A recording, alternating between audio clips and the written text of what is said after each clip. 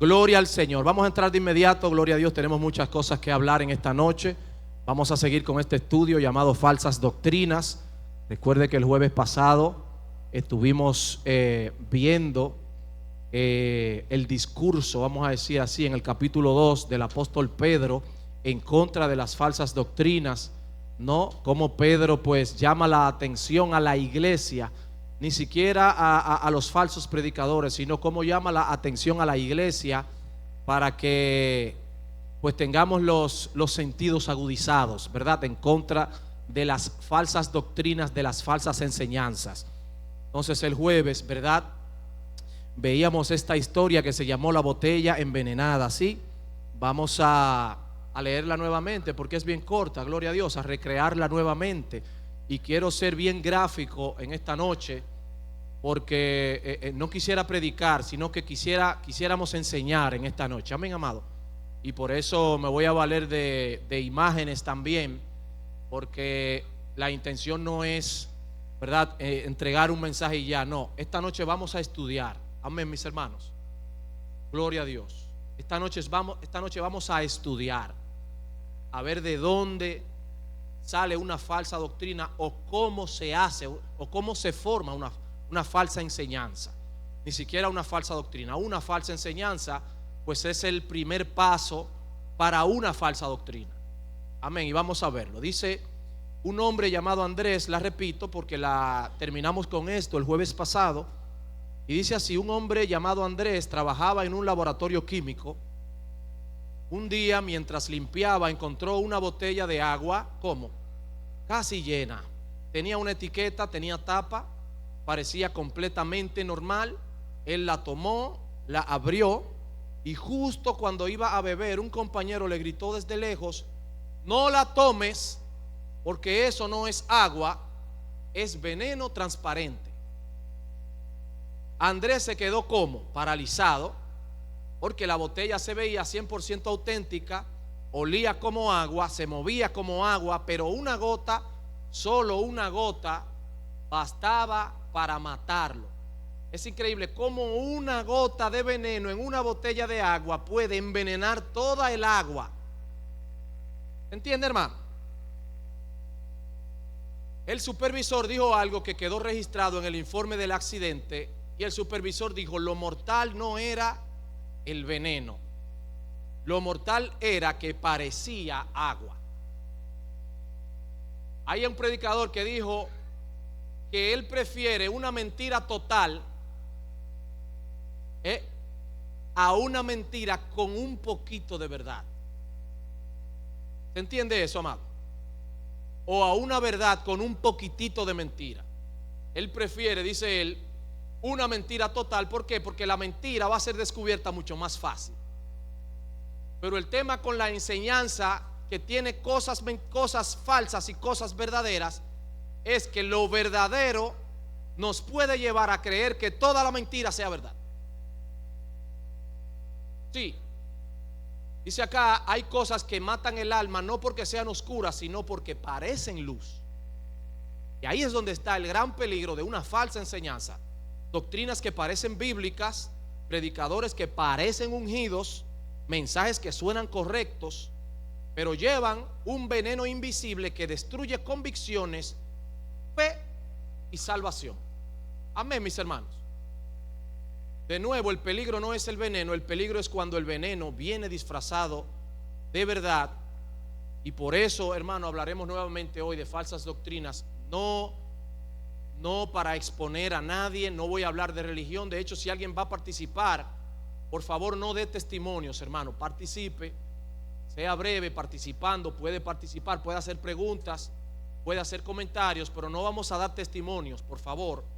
Ni vamos a exponer religiones, ni siquiera enseñanzas dentro del evangelio, o sea, a llamar a denominaciones que lo están haciendo incorrecto.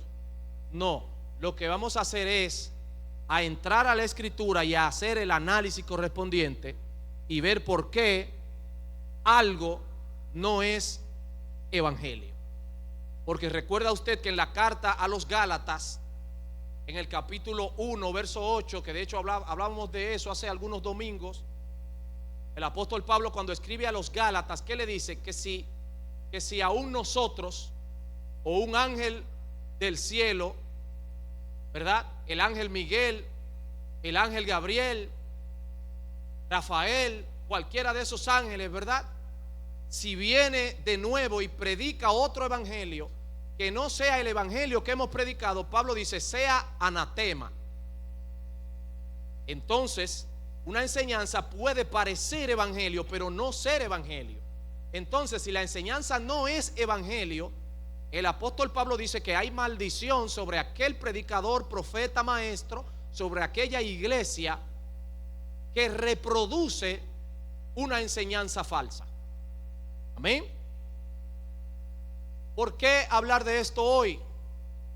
¿Por qué es necesario que las iglesias se planten, que los predicadores, maestros y profetas se planten, ¿verdad?, a denunciar lo que no es de Dios, lo que no es enseñanza de Cristo? Aquí 3 razones. La primera es que es un mandato bíblico, porque la Escritura nos ordena examinarlo todo y retener lo bueno. Siempre recordamos aquella historia, ¿verdad?, de los hermanos de Berea, que Pablo alabó a esta gente porque se sentaban todas las tardes para estudiar las enseñanzas de Pablo, a ver si lo que el apóstol Pablo había dicho era correcto. Y lo que Pablo hizo no fue que les dijo, ustedes no confían en mí.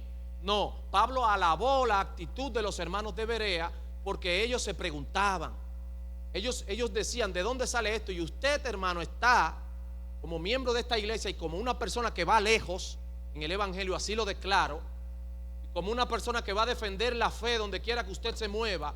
Usted está en el derecho de preguntar por qué cualquiera de las personas que se paran aquí, el pastor, el hermano Marcos, la hermana Evelyn, Roberto, Freddy, cualquiera, usted está en todo el derecho de preguntar por qué enseñamos tal o cual cosa, y al contrario, vamos a alabar su forma de accionar, porque eso es lo que queremos. Las personas que preguntan mucho, yo siempre digo, esas personas van a ir lejos y Dios la va a usar, porque de eso es que se trata, hermano, de que usted se forme, y usted se forma preguntando, cuestionando. Sí, hágalo, no importa. Ahora hágalo en el espíritu correcto, pero hágalo, porque eso es de Dios. La segunda razón es que estamos viviendo tiempos donde lo popular no siempre es bíblico, pero lo popular es lo que más se enseña. Lo que agrada es lo que se enseña. ¿Por qué? Porque ciertamente hay iglesias que tienen deseo de crecer, pero a veces se desvían de la verdad, predicando cosas que a la gente le agrada, le gusta, porque eso atrae más y el crecimiento va a ser mucho más rápido. Pero yo prefiero que el crecimiento sea un poco más lento, pero que sea sólido. Que sea que la iglesia esté formando discípulos, ciertamente. Gente que se puede mover en cualquier ámbito y no va a ser contaminado. Gente que tiene la formación, la madurez espiritual, ¿verdad?, para defender la fe cristiana. De nuevo menciono a Freddy cuando ponía la imagen ahí, y el primero que puso fue a Pedro, y lo dijimos el martes también. Pedro, cuando iba a ser crucificado, dijo, no me crucifiquen igual que mi maestro, sino crucifíquenme boca abajo, porque no soy digno ni siquiera ser crucificado como mi maestro. El apóstol Pablo, cuando escribe a Timoteo también, capítulo 4 de la segunda carta, dice, Timoteo, reprende, exhorta, enseña, porque ya yo estoy para ser sacrificado. Imagínese usted, Pablo escribiendo sabiendo que lo van a matar. Hermano, eso tiene que ser ahí algo difícil, ¿verdad? Usted ahí con eso en la mente, wow, me van a matar.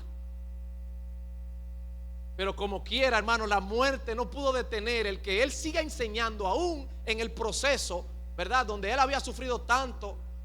Estaba enfermo porque estaba ciego.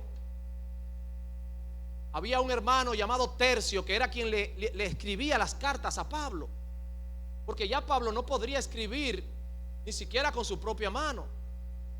Cuando él escribe a los de Tesalónica, él les dice, escribo esta carta por mi propia mano, como quien dice, wow, pude hacerlo yo, porque ya él estaba ciego.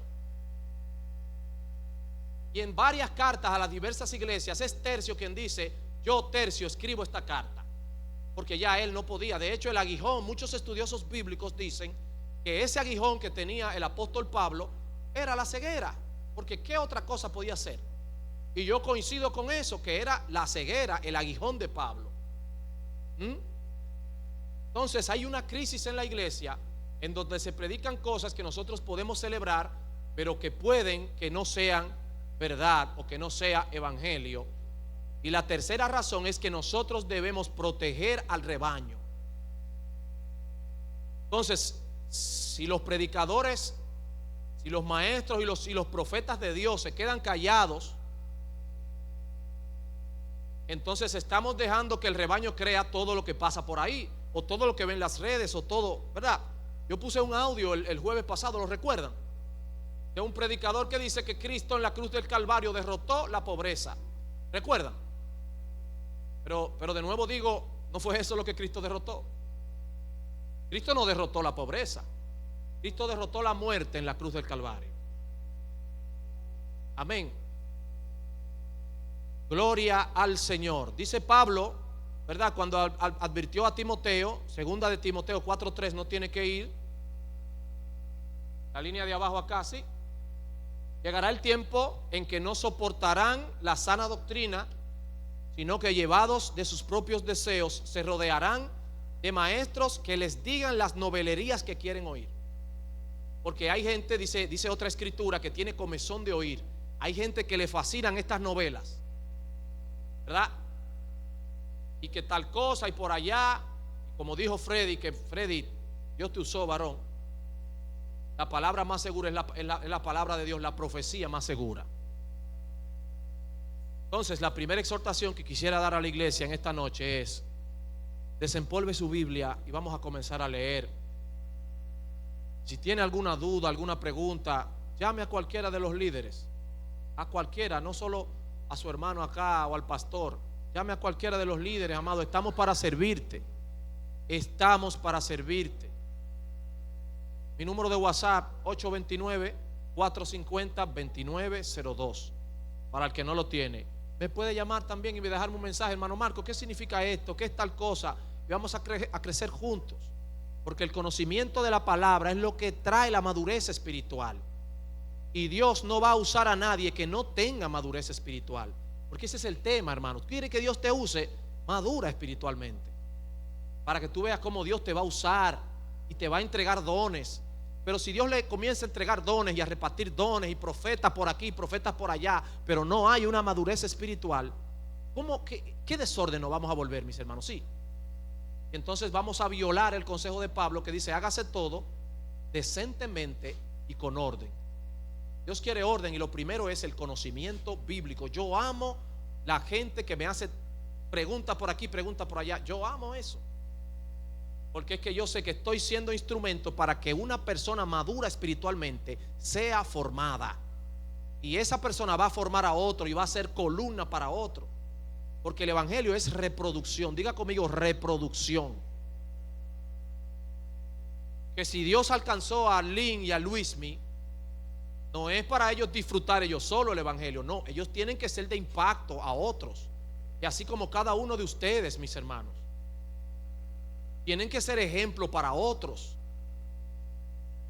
Porque el evangelio no es por ahí me salvé y yo a oír alabanza y a gozarme en una habitación cerrada. No, hermano, porque eso no fue lo que hizo Pablo ni Pedro. Esta gente fueron mártires por el evangelio, hermano. Y les pido por favor que cada vez que usted lea la Biblia en el Nuevo Testamento, usted entienda que todos los escritores del Nuevo Testamento fueron muertos por causa de llevar la palabra, excepto ¿quién? Juan, que murió de vejez, pero también Juan sufrió. Juan también murió de viejo, ¿verdad? De vejez en la isla pero con marcas también del evangelio. Entonces, hermano, es tiempo de pensar en estos grandes hombres de Dios que murieron por la palabra. Y usted también debe estar dispuesto a morir por la palabra. Por eso Pablo dice: ya no vivo yo, vive Cristo en mí, porque Él murió a sus propios deseos. Amado, yo tengo muchos proyectos. y muchas cosas en mi cabeza. Pero desde que yo veo que esas cosas van a chocar con el ministerio o con el propósito de Dios en mi vida, ese proyecto queda cancelado. No importa si eso representa un ingreso menos para mí, no me importa. No me importa, hermano, quedarme sin nada ahora mismo. Hermano, eso es un cliché, se lo aseguro que no me importa. Lo primero es el propósito de Dios en mi vida, y después mis planes y proyectos.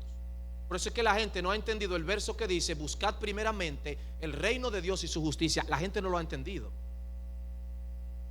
La gente busca primero lo suyo y no el propósito de Dios en mi vida, y después que Dios cumplió su propósito, entonces yo planeo lo mío. A su nombre. Miren 4 advertencias bíblicas sobre falsos maestros. Sí. Mateo 24, Jesús hablando a Timoteo. ¿Quién le escribió a Timoteo? ¿Quién escribió a Timoteo? No, hermano, ¿quién escribió a Timoteo? Ok, pero con fuerza, hermano. Pablo escribe a Timoteo, ¿sí? ¿Quién escribió la segunda carta de Pedro? Pedro, ¿verdad? Y en Judas, ¿quién escribió? Judas. ¿Alguien sabe quién era Judas? ¿Quién? ¿Quién era Judas? ¿Quién levanta la mano? ¿Quién era Judas? ¿Quién fue Judas? Nadie sabe. No, el escritor de la carta de Judas, ¿quién fue? ¿Quién era ese Judas? Habían 3 Judas. Estaba Judas Tadeo. Sí. Diga, Freddy, siga. Judas Iscariote, el otro no me lo sé. Sí, el otro, que no es ni Tadeo ni Iscariote, sí, era hermano de Santiago. De Santiago el mayor. Es correcto, sí. Que eran los dos hermanos de ¿quién? Hermano de Jesús. De Jesús. Sí. Diga, pero quien escribió esa carta fue Judas. Yo entiendo que fue, si no me equivoco, porque sí, me puedo equivocar. Claro. Soy humano. Yo entiendo que fue Judas, Judas Tadeo. Entiendo, hermano de Jesús. ¿Me entiendes? No, Judas Tadeo. Ahí está la confusión. Si no era, yo creo que no era hermano de Jesús. Tadeo no era hermano de Jesús. No era hermano de Jesús, Judas Tadeo. Era otro Judas. Sí, exacto. Exactamente. Pero ahí es que yo estoy confuso. Si fue Judas Tadeo o fue el otro Judas. Porque Judas Iscariote no es. No, ese no fue. Sí. Freddy, gracias, excelente. Miren, esa carta la escribió Judas, hermano de Santiago, y los dos son hermanos de Jesús. Esa carta la escribió Judas, que fue también pastor, igual que Santiago. Los dos son hermanos de Jesús, pero no fueron discípulos de Jesús, porque Jesús se les aparece a ambos después de haber resucitado. Sí. De hecho, sus hermanos, dice la Escritura, no creyeron en el ministerio de Jesús. Y miren la misericordia de Jesús, que Jesús, aún sus hermanos no creyeron en su ministerio cuando estaba en vida. Cuando Jesús resucita, se le aparece a ambos y le dice: abrácenme, vengan. Y de hecho, cuando Jesús se le aparece resucitado, ellos creen, y llegaron los dos a ser pastores. Qué historia tan hermosa, sí. Vamos a Judas allá mismo, vamos allá a ese libro brevemente. Gloria a Dios. Igual que Freddy, hermano, cualquiera que tenga algún comentario puede solicitar el micrófono sin problema, hermano. Sí. Cualquier pregunta, por favor, no se vaya con duda. Se vaya con duda. Para eso hicimos, de hecho, hoy nos pusimos de acuerdo todos para que este espacio sea un poco más amplio que el jueves pasado, sí, para que usted tenga la oportunidad de preguntar. No sé quién está siguiendo la transmisión, y si hay alguna pregunta en la transmisión también, por favor déjenmela saber. Allá en sus casas, cualquier duda, pregunta o comentario, por favor déjenos su comentario. Para mi comunidad de Facebook Live, también cualquier comentario, pues yo después de la transmisión estaré contestando también. Amén. Gloria al Señor. Entonces estamos en la carta de Judas. Por favor, vamos allá, porque a mí me resulta interesante lo que dice Judas. ¿Lo tiene, hermano? ¿Cuántos capítulos tiene el libro de Judas?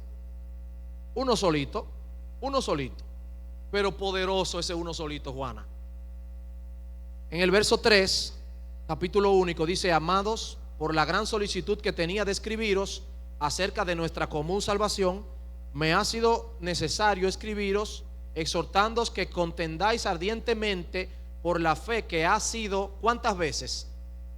Una vez dada a los santos. Es decir, el evangelio es uno solo. Ya conmigo, uno solo.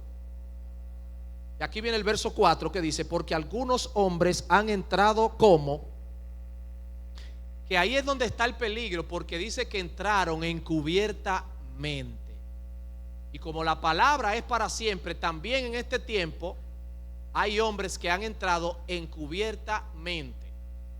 Miren, hay dos tipos de maestros o predicadores que expanden una falsa doctrina. Es aquel que intencionalmente, el primero es aquel que intencionalmente enseña lo incorrecto para sacar provecho o beneficio para sí. Y el segundo es aquel que por ignorancia reproduce la enseñanza incorrecta. Por ignorancia, por pereza, puede ser. Porque si yo soy predicador de la palabra, atiéndanme por favor en esto, mis hermanos, yo tengo que ser responsable de cada día entrar a la Escritura, para que al entrar a la Escritura el Espíritu Santo me ilumine, y cuando yo me pare aquí yo pueda traer alimento a la iglesia, de manera que la iglesia se pueda alimentar.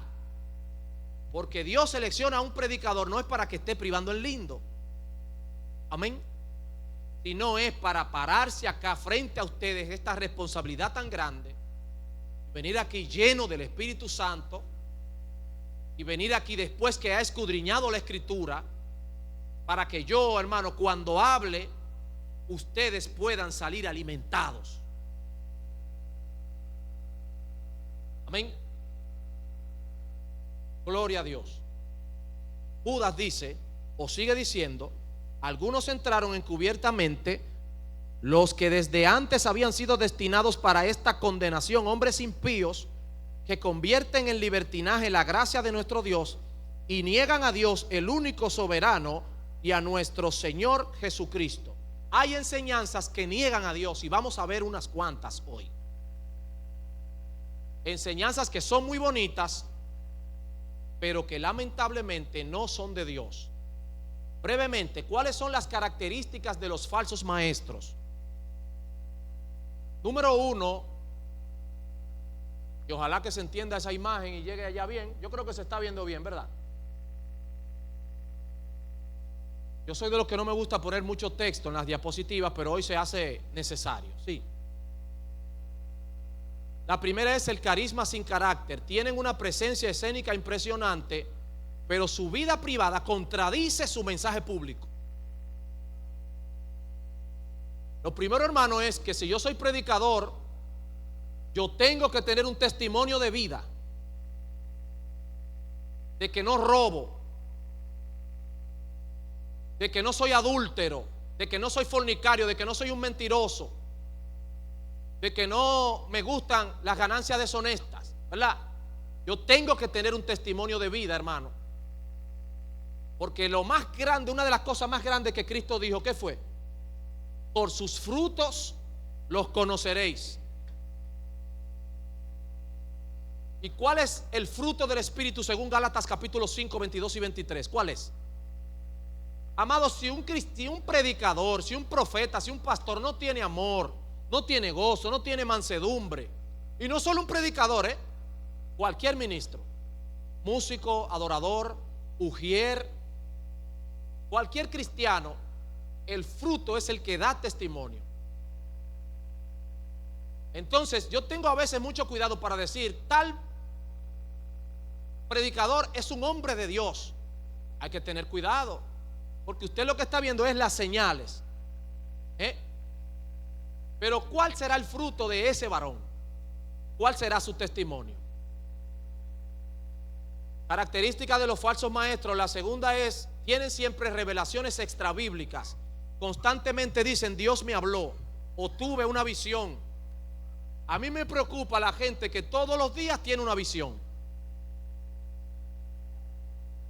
A mí me preocupa, hermano, de verdad que sí. Porque es que ni al apóstol Pablo Dios le dio una visión diaria. Ni siquiera al apóstol Pablo, hermano. Entonces, hermano, esa es mi opinión, cuando viene a ver es cierto que le da la visión diaria, pero no se corresponde con la Biblia.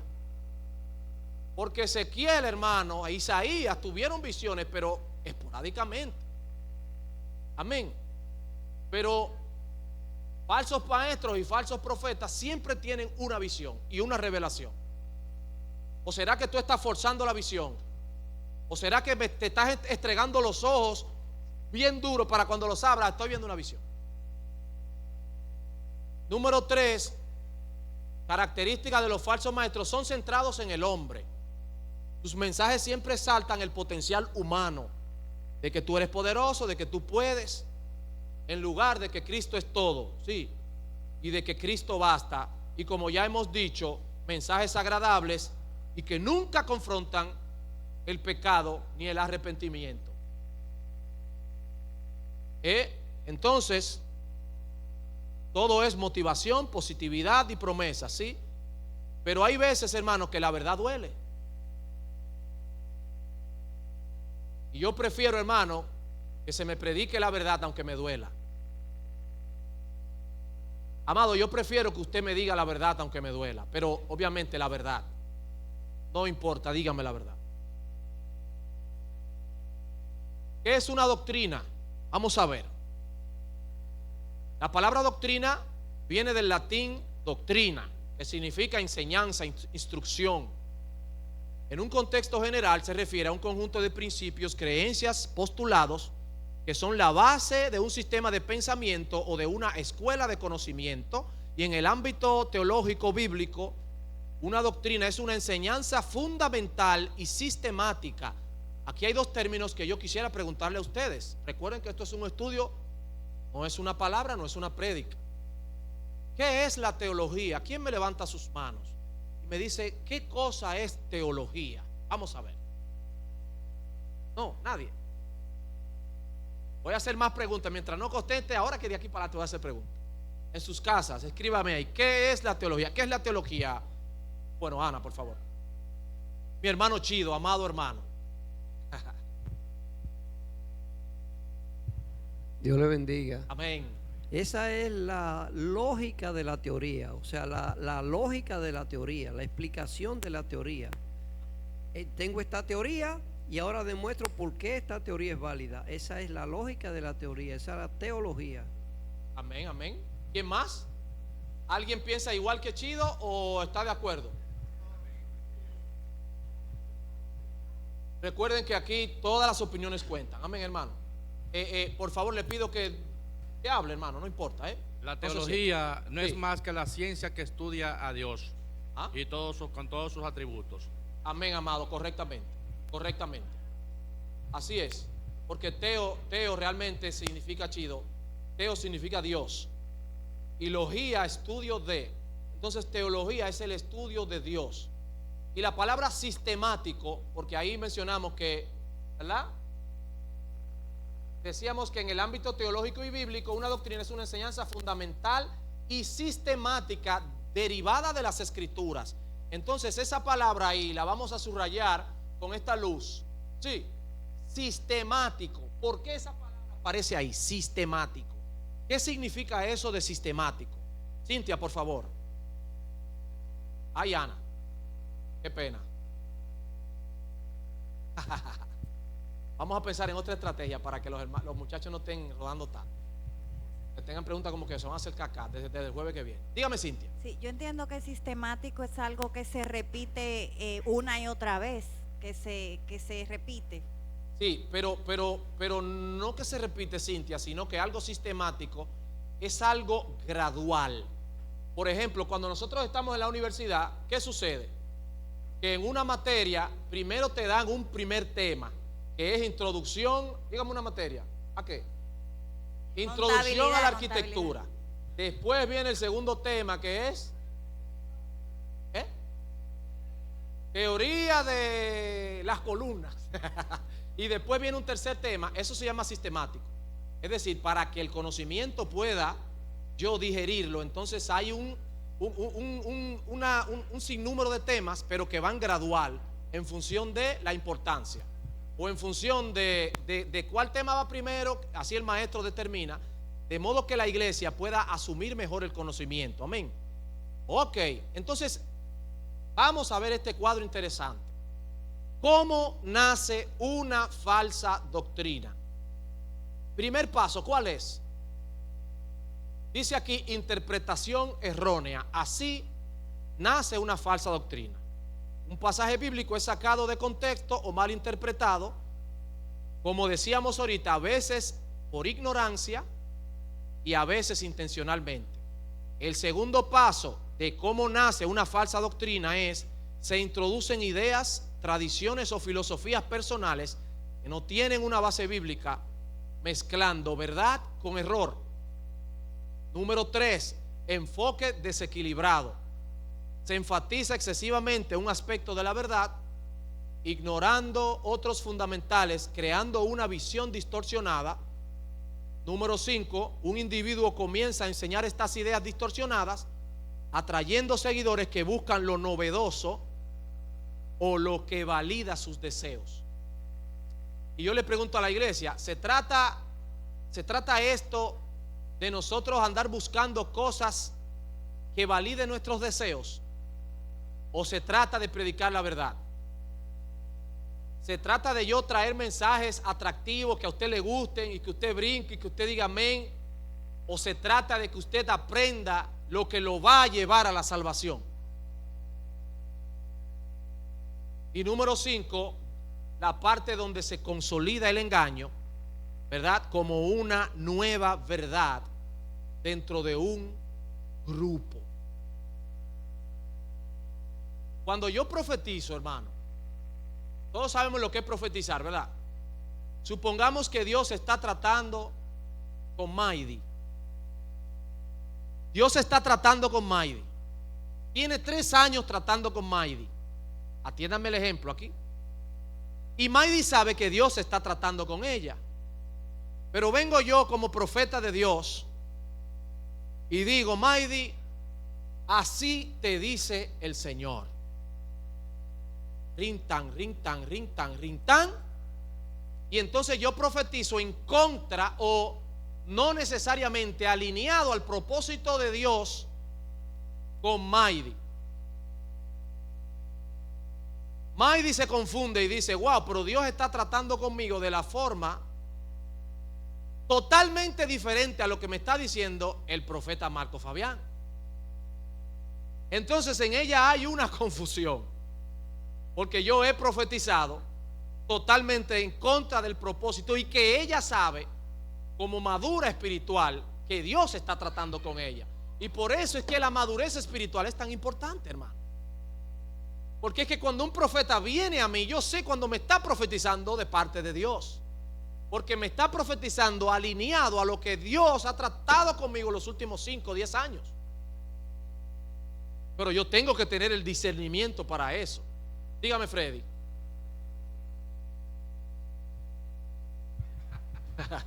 Ahí es que Pedro, en la escritura de Pedro dice que la palabra de no es de interpretación privada. Ajá.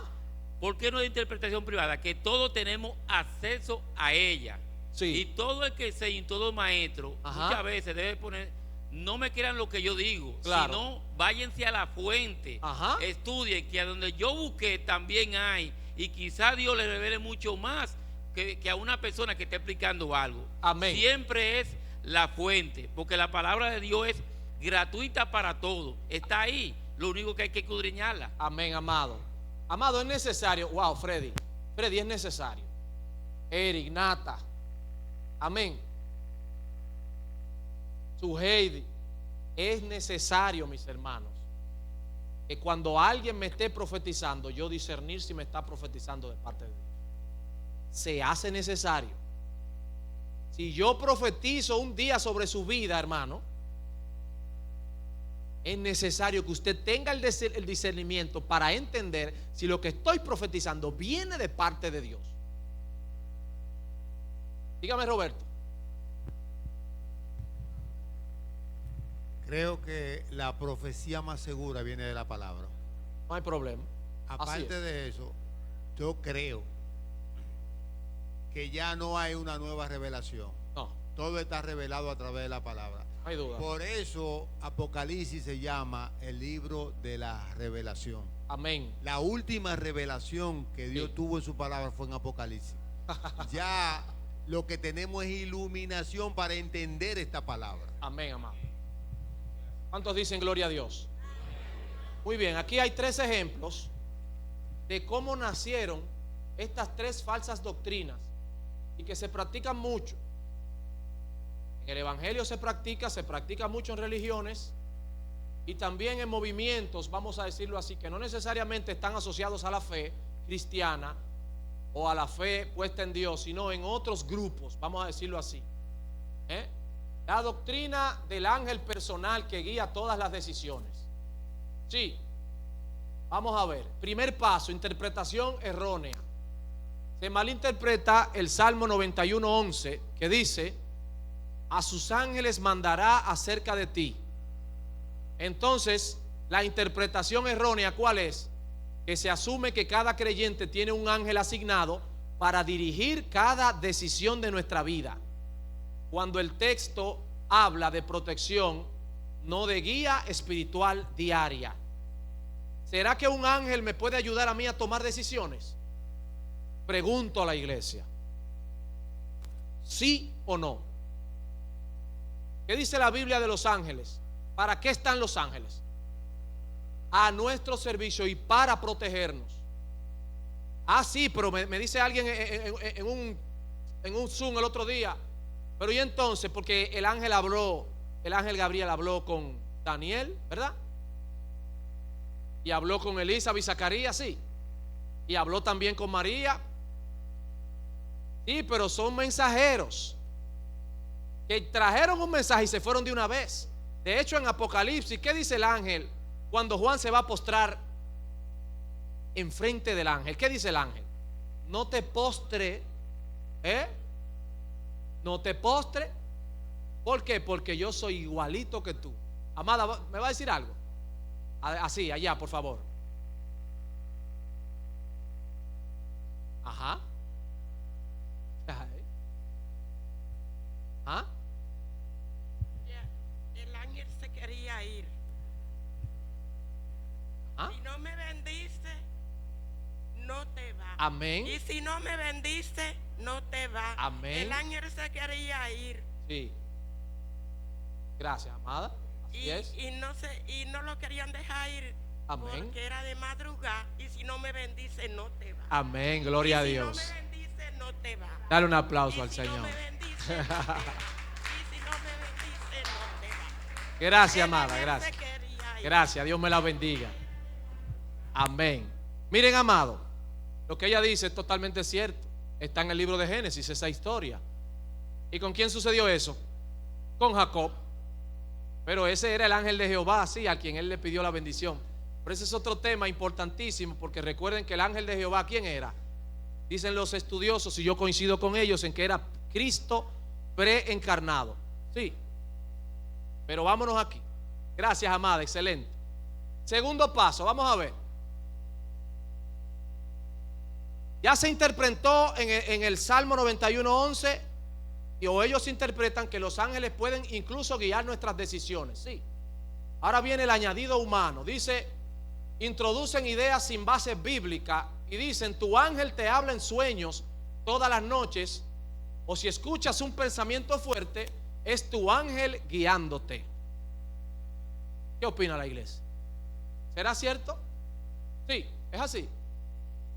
No, no es así. ¿Quién es que nos guía? El Espíritu Santo, que nos guiará, dice Roberto, a toda verdad. Entonces los ángeles, de nuevo, están para protegernos, pero no para normar nuestros pensamientos, ni mucho menos. Amén, hermano. Número 3, entonces después de ahí viene el enfoque desequilibrado. Se exagera en el tema de los ángeles, ignorando la guía fundamental del Espíritu Santo, Roberto. La autoridad de la Biblia y el consejo espiritual. Viene el paso 4, que es el maestro engañoso. Dice, un maestro confundido comienza a enseñar esta doctrina con frases como: sin tu ángel no puedes tomar decisiones, si no escuchas a tu ángel pecas contra Dios, y cosas como esta.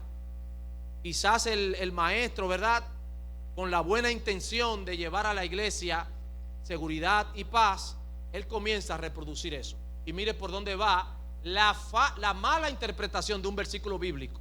Mire ya por dónde va, y así se forma la falsa doctrina. Amén, hermano. Número 5, ya la consolidación del engaño. Todo el grupo, toda la iglesia, nadie se levanta, nadie con madurez espiritual, nadie con conocimiento bíblico, dice: no, pero es que esto no es lo que dice la Escritura. Entonces el engaño se consolida. Amén, amadísimos. Segunda, ejemplo número 2, son 3. Análisis de un verso clave de la doctrina de la prosperidad. Sí, vamos a ver. Número 1, interpretación errónea. ¿Cuál es? En tercera de Juan, capítulo 2, el apóstol Juan escribe: amado, yo deseo que tú seas prosperado en todas las cosas y que tengas salud, así como prospera tu alma. ¿Verdad? Y entonces muchos predicadores de la prosperidad se basan en esto. Y ahí vienen los añadidos humanos. En el paso 2 dice: se añaden preceptos extrabíblicos. Si te enfermas, te falta fe. Y a los hijos de Dios nada malo les pasa, ¿verdad? Pero hermano, ¿será que un hombre de Dios no se puede enfermar? Y si me enfermo, ¿estoy en pecado o es un juicio que Dios me mandó? Oh, pero ¿y no acabamos de decir que el apóstol Pablo estaba ciego y era un hombre de Dios? No, nosotros nos metemos en una licuadora todos juntos, hermano, y no sacamos a Pablo, un pie de Pablo. ¿Ah?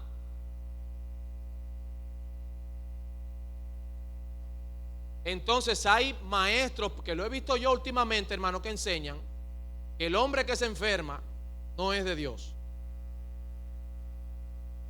Pero ¿y Pablo, hermano? Y que el hombre que le acontecen cosas malas no es de Dios. Oh, pero ¿y no enseñamos ya que los 11 de los 12 discípulos murieron, que lo mataron y no eran de Dios? Y alguien se puede explicar, porque siempre aparecen buenas preguntas. Y alguien dice: pero ven acá, si yo soy un hombre de Dios y que hay un ángel que está asignado a mí, ¿y cómo es que Dios dejó que mataran a esos discípulos? ¿Quién me contesta, hermano? Nadie. Bueno, pues mire, yo tampoco tengo la respuesta, hermano. Sí. Ajá. Por la muerte de los discípulos, ahí hay una buena enseñanza. ¿Cuál? Bueno, yo puedo interpretar que hay una buena enseñanza. Ajá. Porque todo lo dieron por el evangelio. Sí. O sea, y como dije anteriormente, Ajá. que ellos entendieron que su riqueza era allá arriba porque ellos estaban en contra. Míralo de los ahí militares. donde está la enseñanza ya. Dale el aplauso al Señor, hermano. Poner los ojos ¿a dónde? En las cosas de arriba, hermano.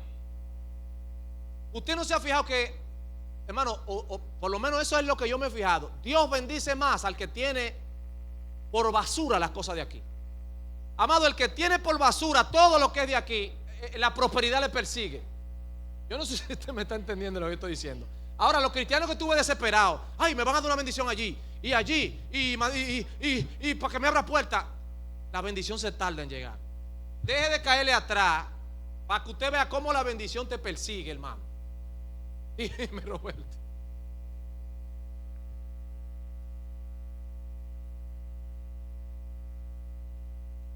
Gloria a Dios. Gloria a Dios. En el Coliseo romano, ¿cuántos animales no despedazaron a creyentes? Pero Dios cerró la boca a los leones cuando fue Daniel. Él dijo: tendré misericordia de quien quiera tener misericordia, porque Él es soberano. Mire, amado, En Nigeria ahora mismo, ¿usted sabe qué está aconteciendo? Están matando a los creyentes en Nigeria ahora mismo. Esta tarde vi un video en vivo que tuve que quitarlo. 10 creyentes lo metieron en un hoyo y lo empezaron a tirar tierra. Tuve que quitarlo, hermano. Cristianos muriendo por el evangelio. Exactamente. Y a veces nosotros en República Dominicana con una ñoñería, hermano, para servir al Señor. Por eso es que yo digo, Cristo viene, hermano. Y la iglesia en República Dominicana está floja. Floja, hermano. Es tiempo de orar, hermano. Es tiempo de buscar a Dios. Tiempo de leer la Escritura, de orar, de ayunar. Desconéctese de las amistades que no suman, hermano. Te quedaste solo, quédate solo. Si no te buscan, que no te busquen, hermano. Desconéctate. Desconéctate. Ahí en tu casa, desconéctate. Este diciembre, tómalo para desconectarte. Te voy a mirar a los ojos ahí los que están en Facebook y allá también. En este diciembre, mi nombre es Marcos Fabián García. Tengo una palabra de Dios para tu vida. Dios te manda en este diciembre a que te desconectes de todo lo que no es de Él. Amistades, relaciones, todo lo que no es de Él, desconecta. Porque Dios viene fuerte este fin de año, hermano. Sí, dicen amén, mis hermanos. Tercer paso, enfoque desequilibrado. La doctrina, ¿verdad?, selecciona solo los textos de bendición. A mí me gusta cómo los predicadores de la prosperidad solo se enfocan en los versículos de bendición. Qué bonito, ¿eh? Los versículos chulos son los que ellos cogen para predicar. Amén, Nata. Amén, amén, Lenny. Qué bonito, ¿eh?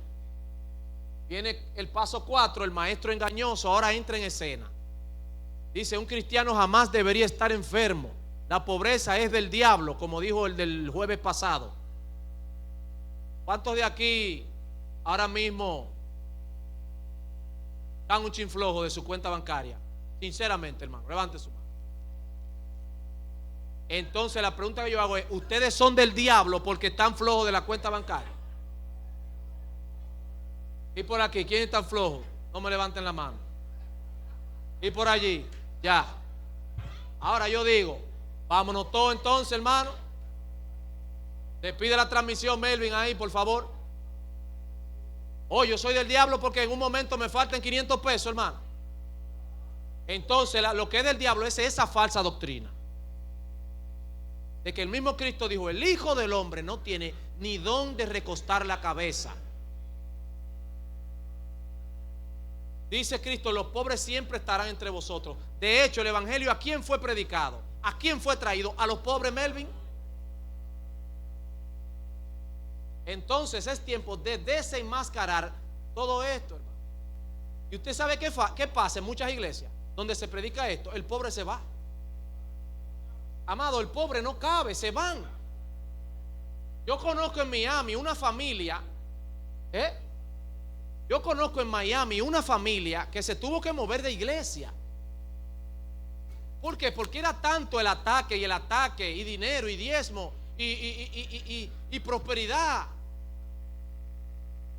que ellos se fueron porque es que no cabían, hermano. Dice la Biblia, quien predica otro evangelio sea maldito. Ya está sellado para perdición.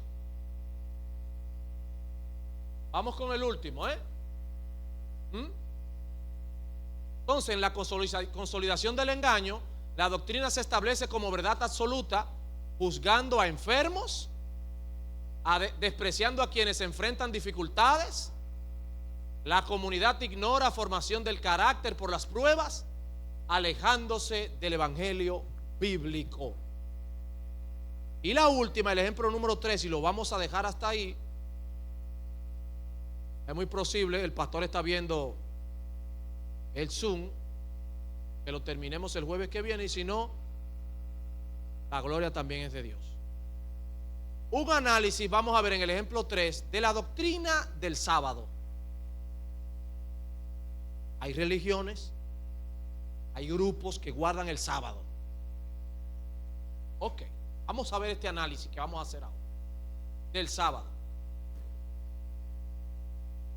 Interpretación errónea, porque como todos sabemos, ni siquiera vamos a buscar en la Biblia el texto que está en Éxodo 28, 31, 16 también, donde se interpreta como requisito de salvación guardar el sábado, ignorando el pacto mosaico. El Nuevo Testamento no lo representa como condición para ser salvo. Guardar el sábado en el Nuevo Testamento no es una condición para salvación. Añadidos humanos, segundo paso. Se añaden ideas como el que no guarda el sábado está en rebelión. Son afirmaciones no extrabíblicas, porque ahí es donde está la confusión de la gente del sábado. Porque es que el sábado está en la Biblia, pero está en el Viejo Testamento. Viene ahora el tercer paso, que es el enfoque desequilibrado. Se excede la importancia del día de adoración sobre verdades, ¿verdad?, centrales, ignorando pasajes como Romanos 14:5, Colosenses 2:16 y Gálatas capítulo 5.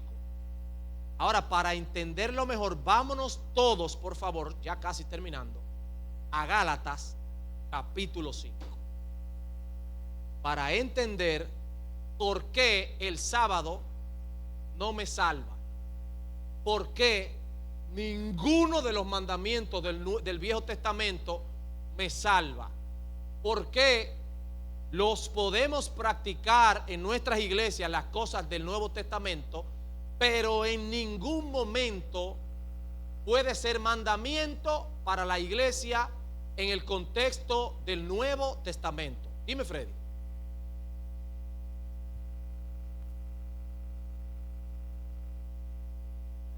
¿Y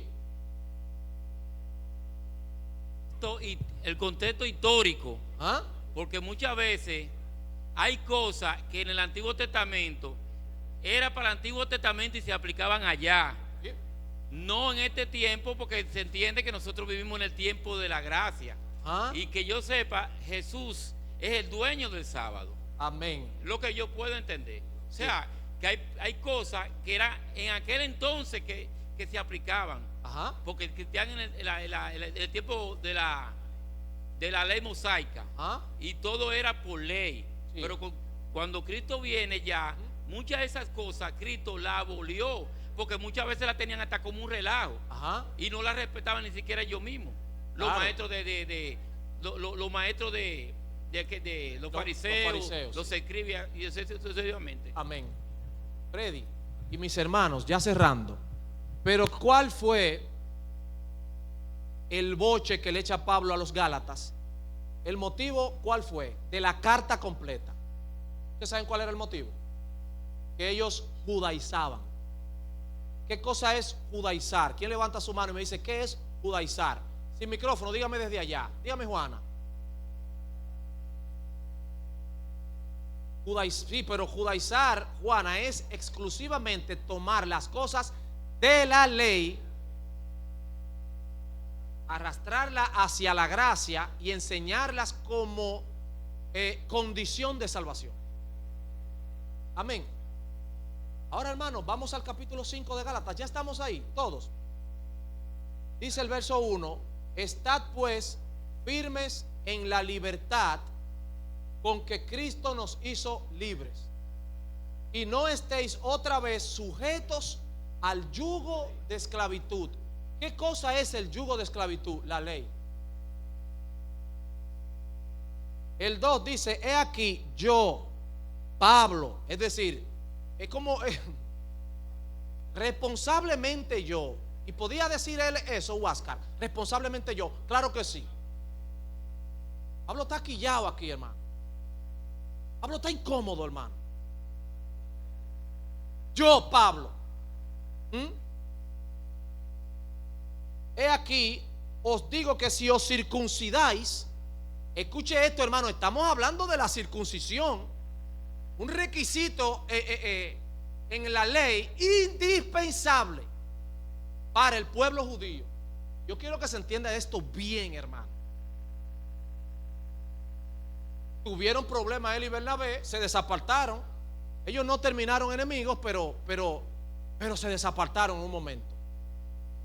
Llegó un momento en que ellos no se gustaban, hermano. Sigo. El que se circuncida nada aprovecha. El verso 3 dice: otra vez testifico a todo hombre que si se circuncida está obligado a guardar toda la ley. De Cristo os desligasteis los que por la ley os justificáis, de la gracia habéis caído. No se diga más, hermano, Yo iba a ir al capítulo 3, pero yo creo que no es necesario. Yo puedo tomar algo de la ley y practicarlo en el contexto de la gracia, no hay problema. Ahora, el problema viene cuando yo tomo algo de la ley para hacer una doctrina y hacer un mandamiento dentro del contexto de la gracia.